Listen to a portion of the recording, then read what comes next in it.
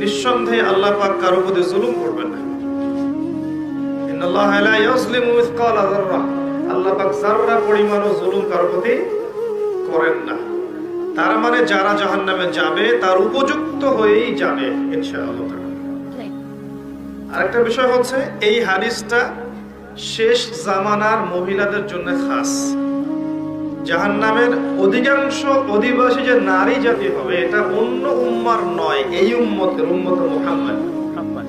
তার মানে আপনাকে বুঝতে হবে উম্মতে মুহাম্মাদির মেয়েদের সাথে এমন কিছু হবে সমাজে, রাষ্ট্রে, বিশ্বে, যে তারা আর জান্নাতের পথে চলতে পারবে না, তারা জাহান্নামের পথে যেতে বাধ্য হবে।